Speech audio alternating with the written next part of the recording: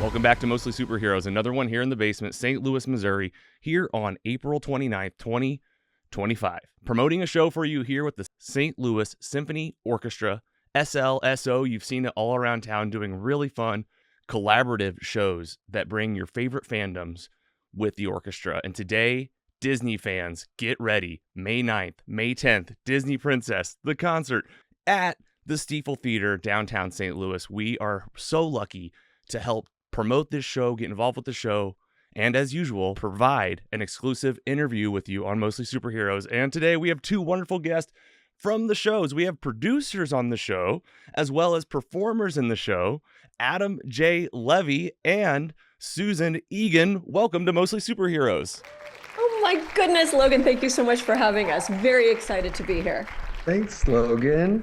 How exciting. Very exciting. We have you in the studio via Zoom. One of my favorite things to do is bringing people from all over. Susan, where are you calling us from? I'm in Nashville today. Music City. Music City. We also have podcast friends down there. Adam, how about you? Today I'm in New York City. New York City. You're both planning travel, I assume, to St. Louis. Disney Princess, the concert. Susan, talk to us about this show. I know that you are not only a performer in the show, you have an amazing history as a performer on the screen, as a voice actor and a producer. I know that you were, let me make sure I get this right, the original Belle from Beauty and the Beast? That's right. So on stage, Disney, their very, very first Broadway show back when dinosaurs roamed the planet was Beauty and the Beast, and I was the original Belle. And then a couple years later, I voiced the character of Megra, my friends call me Meg, in the movie Hercules. And I gotta say, that's where I know you from personally is Meg. That's one of my all-time favorite movies. It's one of my all-time favorite characters, funny enough. You have Given the Nerd bow right now. And man, definitely go check out more about Susan and you've done so many fun projects. And I guess it seems like a big full circle moment to me, the Disney Princess, the concert. My question for you to get us started, playing the iconic roles of Belle and Meg, how does performing the songs in a concert like this compare to voice acting experiences? How does that performance translate to what we're doing with Disney Princess, the concert? Sure. Making my Broadway debut with Disney was, nothing less than a dream come true. And then being a part of a Disney animated feature, which will long outlive me, is also amazing. But I have to say, the thing that I didn't see coming 30 years ago when I started my career with Disney was it culminating in a concert like this. And it really is a culmination. When you do Meg or you play Belle, you're the only girl in the show. And so to now be on stage with several powerhouse women singing every single iconic song you can dream up, many times in incredible 3 and 4 part harmony, it is more than the sum of its parts. You're taking the very best moments of all of this, IP, all of these great Disney movies that are so much a part of our childhoods. Whether it's Jasmine, whether it's Nala in The Lion King, whether it's Belle or Pocahontas or Moana or Moulin, the list is huge. And you're taking all of their most powerful moments and you're putting it together on stage. It is a rush, both on stage, and then I've also been in the audience as the producer with other women on stage. It's a rush in the audience as well. And it is this groundswell of something happening in the moment that you only get with live theater. Well, I have to say, to also perform with the St. Louis Symphony Orchestra and have all those musicians on stage as well creating the music, it is really, it just kind of flows through your body. And it's an amazing, amazing ride. Amazing. And I love that you're really hyping up these moments brought from the screen of these movies we've loved and seen. I have the Disney movies just all over in VHS behind my back on this shelf. And every big song is now, it's kind of like a greatest hits live show. And, this show started premiering in 2021. It's toured over 100 U.S. cities. It's had multiple productions in Europe, South America, Australia, New Zealand, Asia, and the Middle East. And of course, all over the U.S., as we mentioned. And the songs, you have to shout out some songs. How Far I'll Go, A Whole New World, Reflection, A Dream is a Wish Your Heart Makes, Beauty and the Beast, For the First Time in Forever, Just Around the River Bend, another favorite of mine, Part of Your World, whose whose favorite is that not? Almost There, and of course, Let It Go. This is awesome. Adam, let's talk to you for a minute, man. You're playing, I believe, the Prince, the role of the Prince. How lucky. How Yes, and you're also co-producing the show as well. So, how has your experience been? I know that people can recognize you, I believe, from Moulin Rouge. You've worked on Moulin Rouge, right, Adam? So, tell us about your experience and what's it been like for you working on Disney Princess the concert. So it's been several years of having the pleasure of working on Disney Princess the concert along with Susan and our other co-producers, our producing partners. I think it's you know this music is so nostalgic for me, having grown up with all of these VHS tapes. It's called Disney Princess the concert, but you don't really realize that all of our favorite songs from that time are actually from the princess movies.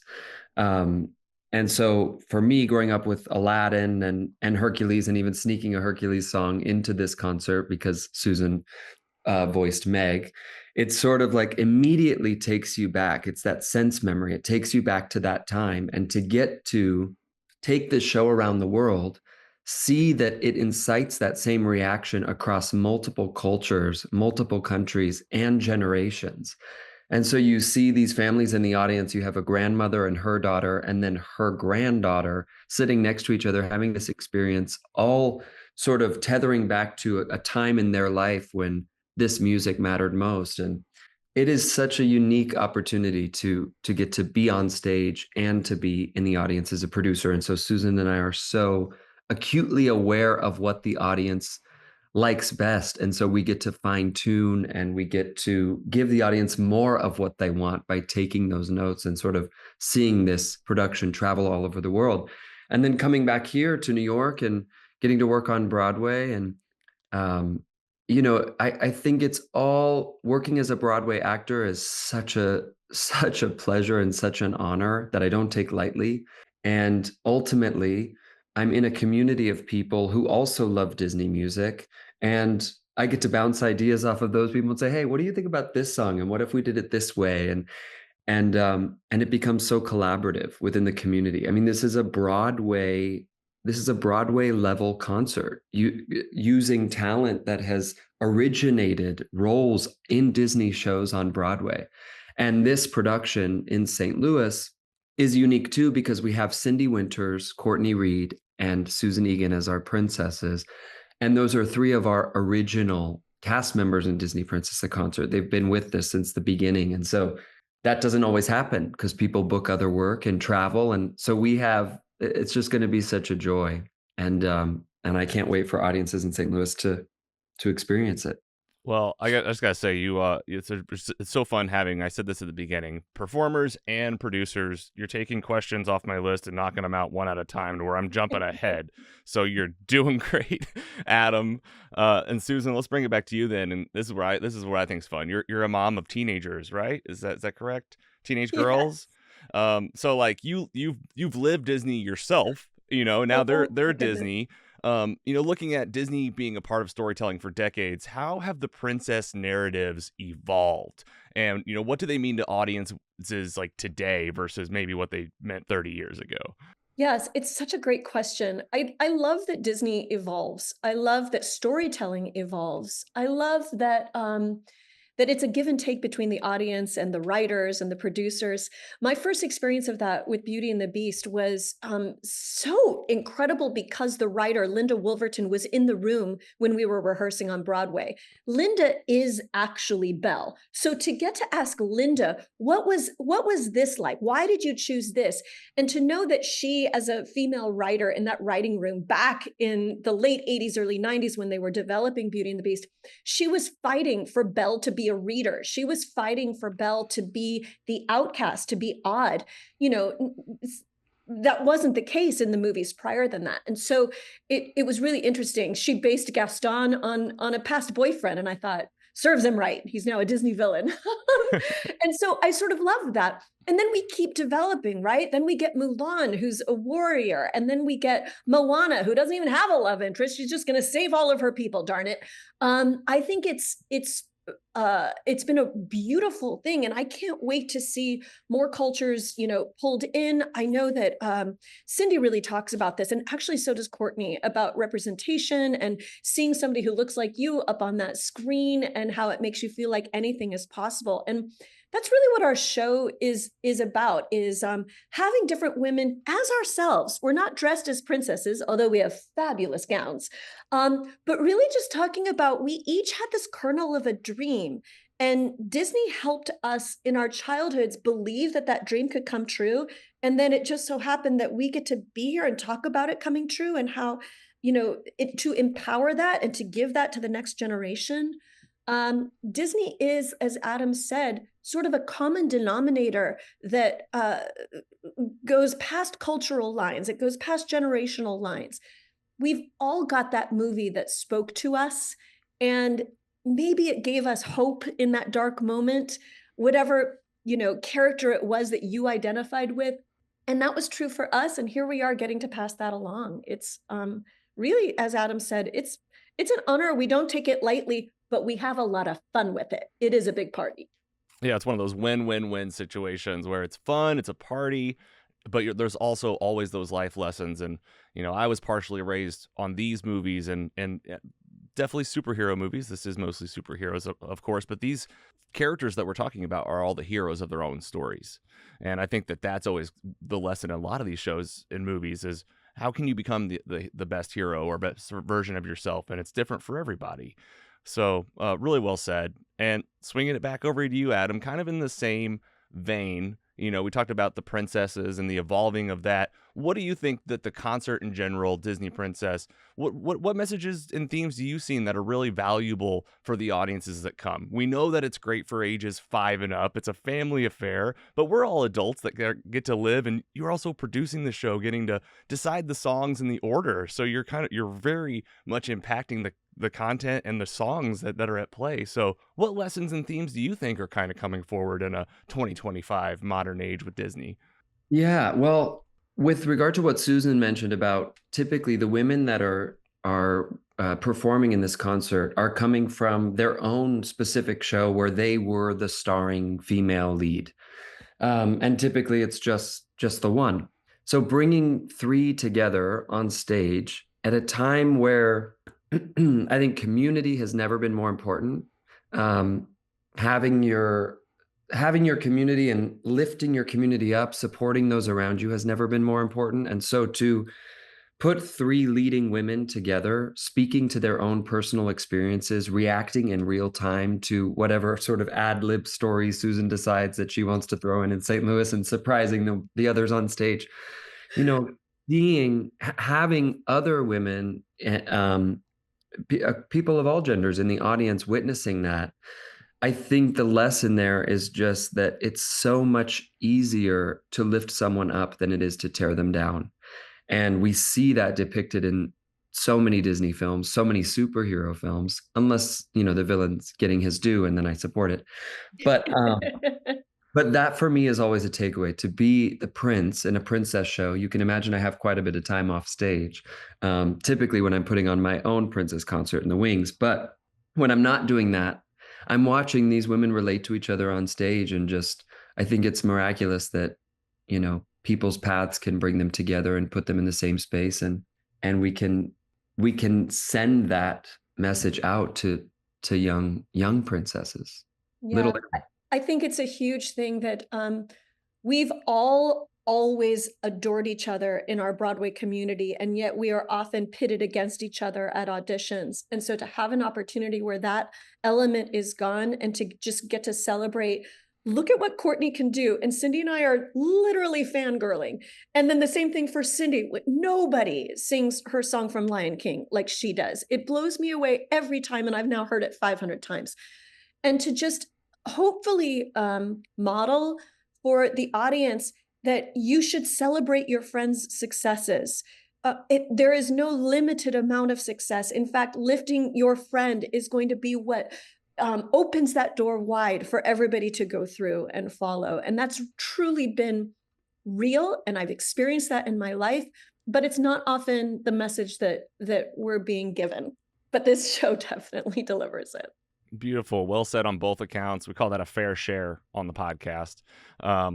Man, really well said. Okay, so we're approaching the end here. I don't want it to end. I'm kind of having too much fun, and this is all Disney and St. Louis, May 9th, May 10th, St. Louis Symphony Orchestra. How about we end with this? I'll make it a two-parter for each of you.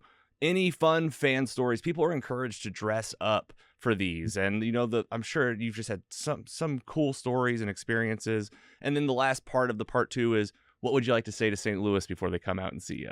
So let's go ahead and go. Let's flip it up. Let's start with you, Adam J. Levy. Any fun stories, and what would you like to say to St. Louis before they come out and see you? Well, let me combine those by saying that I got my equity card at the Muni a long time ago.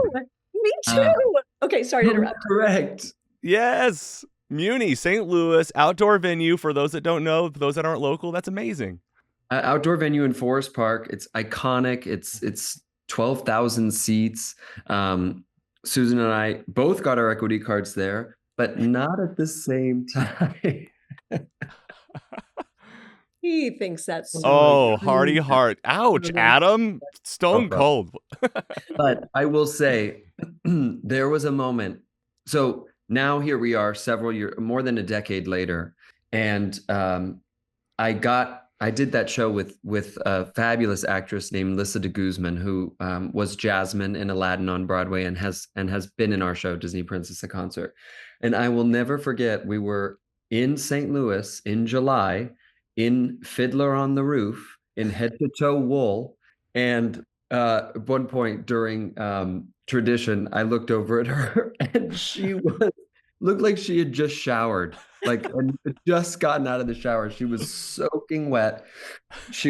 And she had a big smile on her face. And I just thought, this is what we do. This is why we do it, because this moment will carry me through the next couple shows. This is St. Louis. This is me on behalf of the whole city of St. Louis, giving you a thank you for being here with us and being, what you just described, every St. Louis person in the summer. That's how we all look. And here we are. We're coming in May. The weather's going to be beautiful. I hope that we get an opportunity to stroll around Central West End or hit up City Museum. It's such an incredible city. The food, our friend Cindy, who's going to be in the concert, has already told me that apparently there's some famous Chinese food, fried rice that we got to get in St. Louis. So we're doing our research, and we just can't wait for audiences to get to experience this specific trio, and just what a treat it is to see these three women specifically on stage together. I think it's going to be one for the books with this symphony. This concert really is about sharing these characters and sharing these stories with the audience, that they don't belong to us. They belong to all of us together. And I love seeing all the little girls in their princess dresses, but even more than that, I love seeing the moms and dads and brothers also Disney bounding as their favorite characters. There are, Disney adults out there who love to dress up, and this is your opportunity to do that. Please, please come. It just expands the celebration. We have such a good time with everybody. We definitely encourage singing along. It's going to be a great time. Yes, St. Louis is where it all started for me. Before Adam was born. In 1990, I got my equity card doing 2 shows at the St. Louis Muni. And so it really is a full circle moment. And as Adam said, you will feel the energy, because Cindy Courtney and I, with Benjamin, our music director, and Adam Levy, we created this show together way back in the day. And I can't even tell you the last time we got to perform together. So this is a really special moment. I think you'll feel that energy. It's a great opportunity if a child has never been to the symphony. This is a great entryway.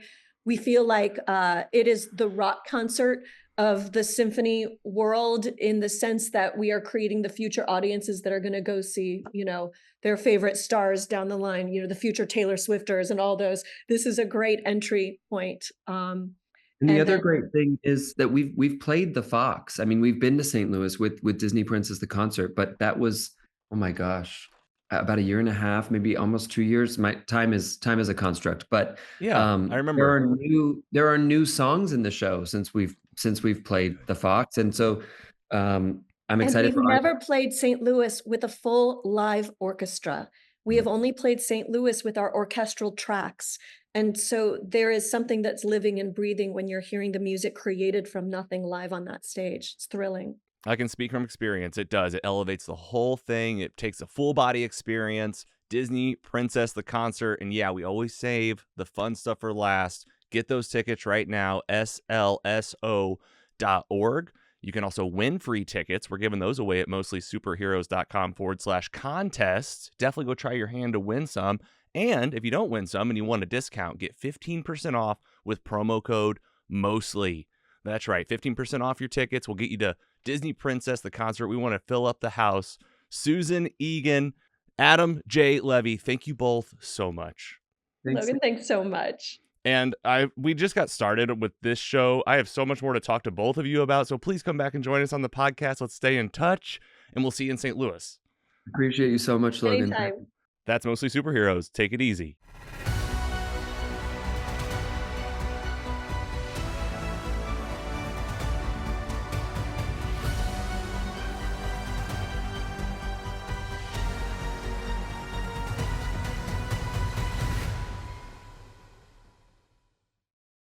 Mostly Superheroes is proud to be funded in part by our sponsors. Mostly Superheroes is funded in part by paying patrons who receive early, ad-free, and exclusive episodes. Subscribe at mostlysuperheroes.com/support. Thank you for supporting your favorite independent podcast. Mostly Superheroes is an independent podcast owned and operated by Carrogan Ventures in St. Louis, Missouri. Hosted by Logan Janis, Andy Hunn, and Scott Swearingen. Brand and creative by Carrie Clark Design. Music by Audionautics. Learn more at audionautics.com. Find more at mostlysuperheroes.com.